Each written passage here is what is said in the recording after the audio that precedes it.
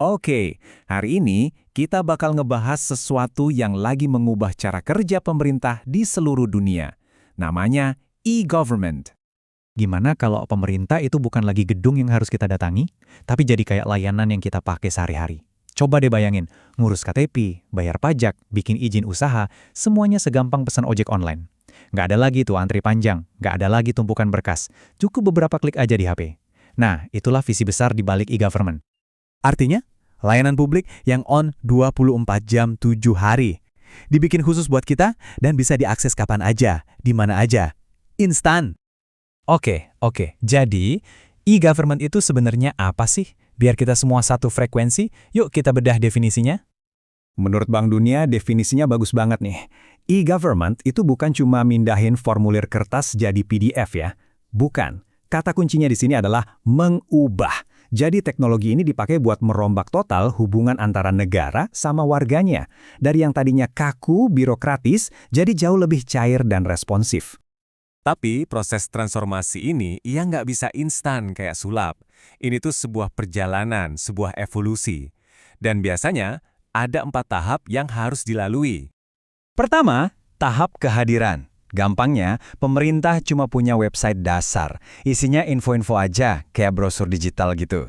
Terus, naik level ke interaksi. Nah, di sini kita udah bisa download formulir atau kirim email ke pejabat. Lompatan besarnya ada di tahap ketiga, transaksi. Ini dia.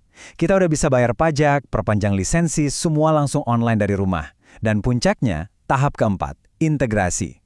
Di sini, semua data pemerintah itu nyambung. Jadi pas kita ngurus akta lahir anak misalnya, datanya itu otomatis nyambung ke data kependudukan, ke BPJS Kesehatan. Kita nggak perlu lagi ngisi berkas yang sama berulang-ulang. Keren kan? Intinya, perjalanan ini mengubah pemerintah dari yang tadinya cuma sekumpulan kantor yang jalan sendiri-sendiri, jadi satu platform layanan yang cerdas dan terhubung. Oke, tadi kan teori ya. Sekarang kita lihat contoh nyatanya. Dan ini bukan contoh biasa. Ini contoh paling ekstrim dan paling sukses di dunia. Yuk, kita terbang ke Estonia, negara kecil di Eropa yang kayaknya udah hidup di masa depan. Lihat angka ini, 90%. Dan ini di tahun 2008 loh. Coba ingat-ingat, 2008 kita lagi ngapain? Mungkin baru kenal Facebook atau Twitter. Nah, di saat yang sama, 90% warga Estonia itu udah lapor pajak secara online. Gila kan? Ini nunjukin betapa jauhnya mereka di depan. Nah, pertanyaannya kan jadi, gimana caranya? Gimana bisa sebuah negara kecil yang baru merdeka tahun 1991 nggak punya warisan infrastruktur apa-apa? Kok malah bisa nyalip negara-negara maju? Ternyata ada 3 pilar utama kesuksesan mereka.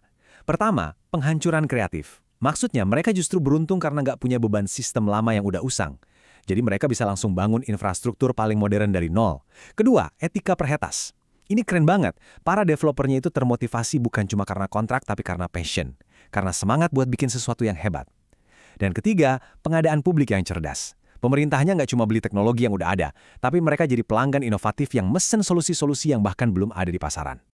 Kutipan ini ngejelasin banget loh, inspirasi utama mereka itu ternyata bukan dari negara lain, tapi dari bank-bank lokal di Estonia sendiri.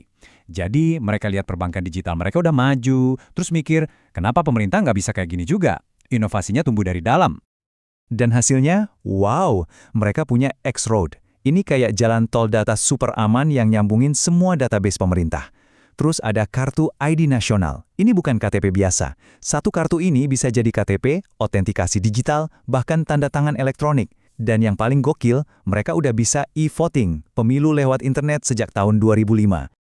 Oke, teknologinya emang canggih banget. Tapi, ternyata e-government ini juga membuka kotak Pandora pertanyaan yang lebih dalam. Bahkan sampai ke ranah filosofi. Tentang apa sih artinya sebuah batas negara di dunia maya?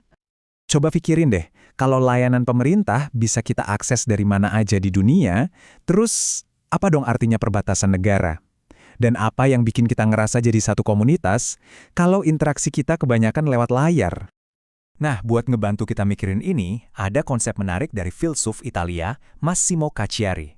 Menurut dia, ada 2 makna perbatasan. Yang pertama disebut limes, anggap aja ini kayak tembok. Tujuannya buat misahin kita di sini, mereka di sana. Terus yang kedua ada limen. Nah, kalau ini bukan tembok, tapi lebih kayak ambang pintu. Tempat buat kontak, titik berhubungan. Dan disinilah bagian yang mind-blowingnya. Cacaria bilang, perbatasan sejati itu fungsinya bukan buat misahin, tapi justru sebaliknya, buat memungkinkan adanya hubungan. Pikirin deh, kita baru bisa berinteraksi sama orang lain kalau ada batas yang jelas antara aku dan kamu. Kalau nggak ada batas sama sekali, semuanya jadi campur aduk, bingung. Ada kutipannya yang keren banget. Pelanggaran adalah cara berada dari batas. Kedengarannya mungkin agak filosofis ya, tapi intinya gini. Sebuah batas itu baru punya makna kalau dia bisa dilewati. Kayak pintu, fungsinya ya buat dibuka dan ditutup kan? Jadi sifat asli perbatasan itu harusnya bisa dinegosiasikan, bukan jadi tembok mati. Jadi, paradoksnya di sini, kalau kita bikin perbatasan kayak limes, kayak tembok yang nggak bisa ditembus, negara kita malah jadi kayak penjara. Tapi sebaliknya, kalau semua perbatasan dihapus total, kita malah kehilangan identitas, jadi bingung. Nah, ini nyambung lagi ke e-government. Pertanyaannya jadi, negara digital kayak Estonia ini, mereka lagi bangun perbatasan model apa? Apakah Limes, sebuah tembok digital, atau Limen, sebuah ambang pintu digital yang justru membuka koneksi-koneksi baru? Contohnya kayak program e-residensi mereka yang terkenal itu. Oke, kita udah bahas teknologinya, contohnya, sampai filosofinya. Sekarang, yuk kita tarik kesimpulannya. Apa sih artinya semua ini buat kita dalam membangun negara di masa depan? Jelas banget kan sekarang, e-government itu lebih dari sekedar teknologi, lebih dari sekedar aplikasi atau website. Ini adalah soal pilihan. Pilihan tentang gimana cara kita terhubung, siapa yang kita anggap bagian dari kita, dan apa makna sebuah komunitas di dunia yang serba digital. Oke, jadi ada 3 poin penting yang bisa kita bawa pulang. Pertama, e-government itu sebuah evolusi, bukan proyek sekali jadi. Kedua, kuncinya itu bukan di teknologi, tapi di budaya inovasi dan kemitraan yang cerdas. Dan ketiga, yang paling penting, semua ini memaksa kita untuk mikirin lagi, apa sih arti perbatasan dan rasa memiliki di era digital? Sebagai penutup, saya mau lempar satu pertanyaan buat kita renungkan bareng-bareng. Seiring dunia kita yang makin digital, sadar atau enggak, kita semua ikut ngebangun perbatasan-perbatasan baru ini. Jadi pertanyaannya, perbatasan macam apa yang lagi kita bangun? Apakah kita sedang membangun tembok-tembok digital, atau kita justru sedang membuka lebih banyak pintu?